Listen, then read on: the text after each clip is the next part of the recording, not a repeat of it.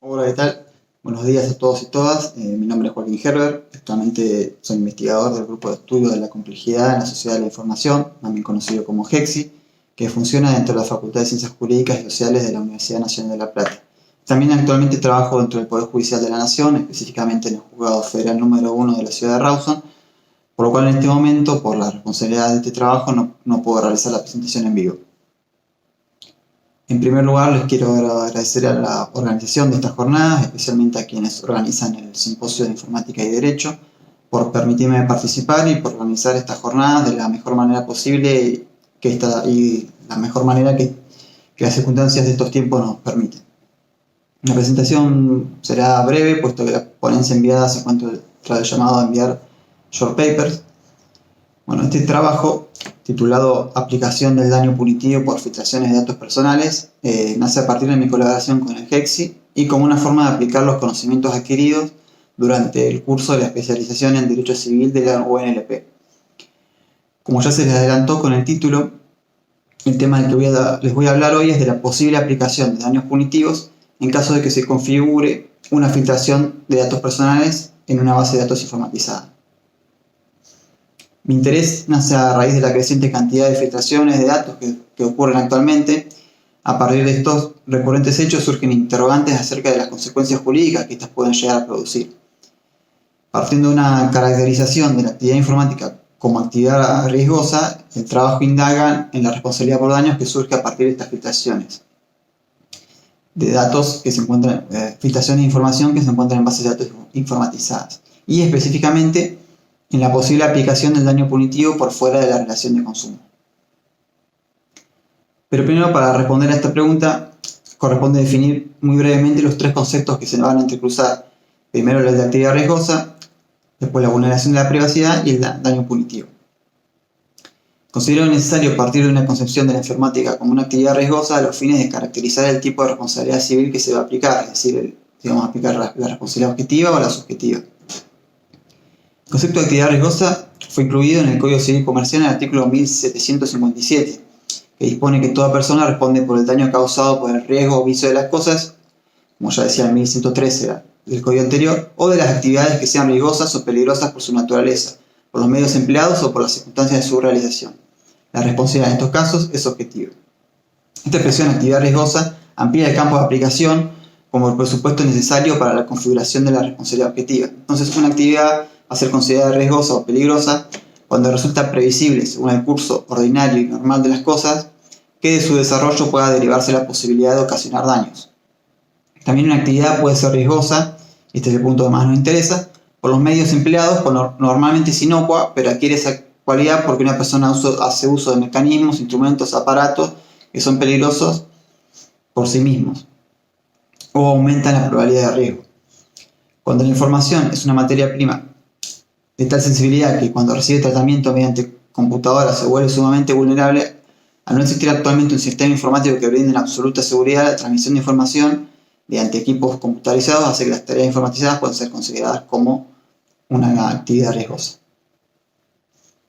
El daño que surge a partir de las brechas de seguridad sobreviene principalmente a partir de la violación de la privacidad de las personas. Se trata de un campo donde cobran mucha relevancia los bancos de datos en razón de la magnitud y los riesgos que implica su empleo con motivo de la amplia proyección de información que los caracteriza y la vulnerabilidad a la que quedan sujetos. Por el carácter reservado de la información almacenada en los bancos de datos, existen grandes riesgos para el individuo titular de los datos como consecuencia de difusión de esa información. Es un uso indebido e incluso una intromisión que pueda llegar a implicar la vigilancia y control sobre la persona.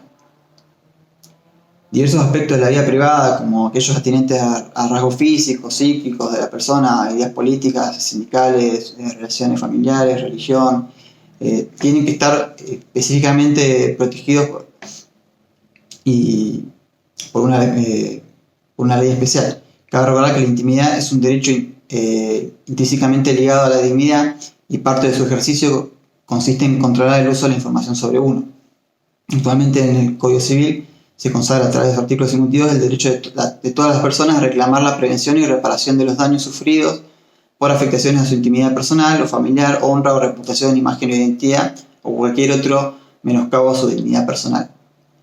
Ya dentro de la legislación específica que dijimos que debía tener, tenemos la Ley 25.326 de protección de los datos personales. Esta tiene por finalidad la protección integral de cualquier tipo de datos referidos a personas físicas o jurídicas, determinadas o determinables, que se encuentren asentados en archivos, registros, bases de datos, etc., para poder garantizar el derecho al honor, la intimidad y la dignidad de las personas. Lo relevante para el tema es que los responsables de bases de datos están sujetos a la responsabilidad por daños y perjuicios derivados de la inobservancia de sus disposiciones, aunque no está consagrado en forma expresa que el derecho de los titulares a solicitar una indemnización. Dicho esto, corresponde definir brevemente el término de daños punitivos.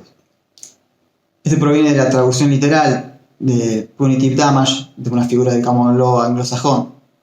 Vale aclarar que damage en el sistema de common law no indica un daño, no es el mismo daño que entendemos nosotros, sino aquel sufrido por la víctima de un ilícito, sino la prestación pecuniaria que el autor del ilícito está obligado a su víctima. Entre varias definiciones doctrinarias del concepto se ha dicho que constituye una presentación dineraria o de otra naturaleza que el tribunal ordena pagar a la víctima o víctima de un acto o hecho antijurídico, teniendo como base elementos tales como los beneficios obtenidos por el dañador, el dolo, lo repugnante de la conducta y otras circunstancias cuya finalidad es sancionatoria y preventiva. También se ha definido como un plus en la indemnización que se concede al perjudicado y que excede al que corresponde, según la naturaleza y alcance de los daños. En la legislación argentina lo encontramos receptado dentro de la Ley de Defensa del Consumidor en el artículo 52 bis, que lo define como una multa civil que el juez puede aplicar a favor del consumidor, lo que se gradúa en función de la gravedad del hecho y demás circunstancias del caso, independiente de otras indemnizaciones que corresponden. Pero como esta disposición lo que realmente interesa es si se puede aplicar por fuera de la relación de consumo, también corresponde analizar qué dice el Código Civil y Comercial. Vale mencionar que el anteproyecto de unificación del Código Civil y Comercial del año 2012 incorporaba la figura de las sanciones pecuniarias disuasivas, para regir así en todas las relaciones del derecho privado. Dicha norma establecía que el juez tenía atribuciones para aplicar a petición de parte, con fines disuasivos, una sanción pecuniaria a quien actúa con grave menosprecio de los derechos de incidencia colectiva. Este artículo finalmente no fue incluido dentro del código que rige actualmente, pero vale la pena destacar que la punición quedó mencionada por el artículo 1714, que dispone puniciones excesivas y la aplicación de condenaciones pecuniarias, administrativas, penales o civiles respecto de un hecho provoca una punición irrazonable o excesiva. El juez debe computarlo a los fines de fijar prudencialmente su monto. Y además, el artículo que sigue, 1715, dice que en el supuesto previsto en el artículo 1714, el juez puede dejar sin efecto total o parcialmente la medida. Entonces, de la lectura conjunta de estos artículos, podemos interpretar que el juez tiene atribuciones suficientes para alcanzar la razonabilidad de pena, implementándola, atenuándola o dejándola sin efecto, y hasta incluso puede imponer los daños punitivos. También es importante destacar que, a diferencia de lo que ocurre con el artículo 52 bis de la ley 24.240, el juez puede actuar de oficio.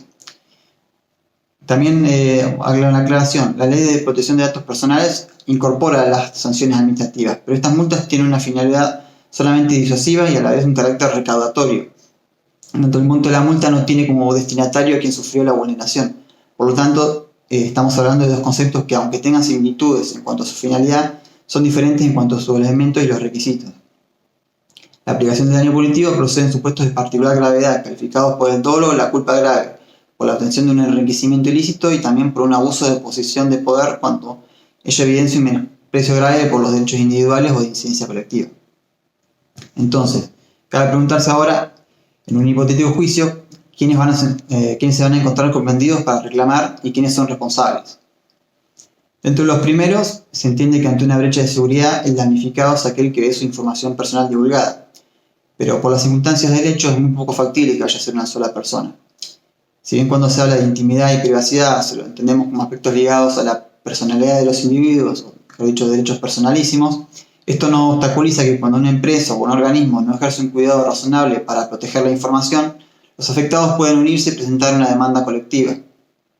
El carácter de personalísimo del derecho afectado no es impedimento para la tutela colectiva.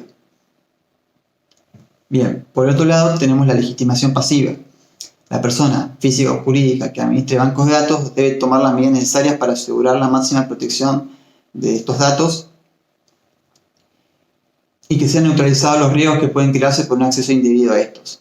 Además, tiene el deber de comunicar a los sujetos su inclusión en un banco de datos, de establecer mecanismos de control para la observancia de las normas protectoras de privacidad y además necesita la autorización previa para la creación y explotación del banco de datos.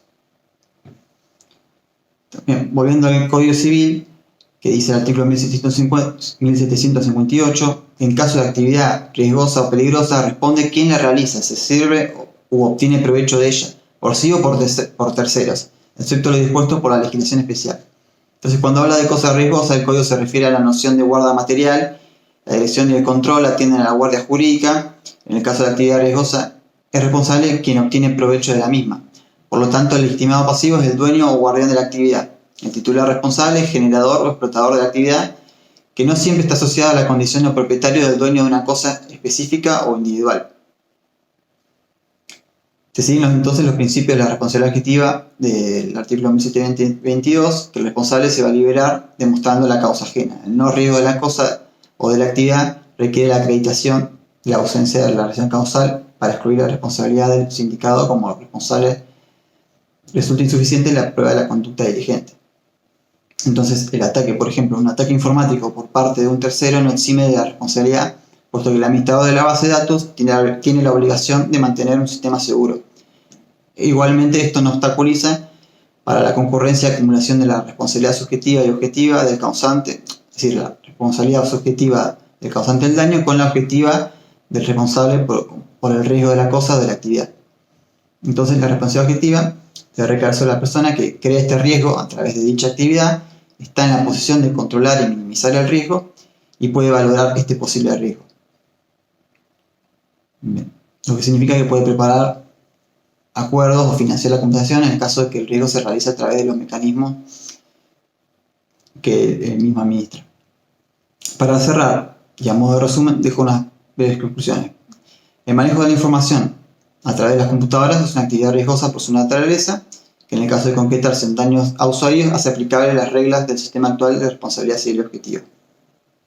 Como la actividad informática se desarrolla en una relación desigual y quienes manipulan la información de terceros encuentran una posición económica privilegiada como consecuencia de la información acumulada que poseen, esta deja de ser un instrumento para convertirse en el principal bien de su activo patrimonial, poseyendo una superioridad frente a los titulares de los datos personales, víctimas de ataques y lesiones a los derechos fundamentales.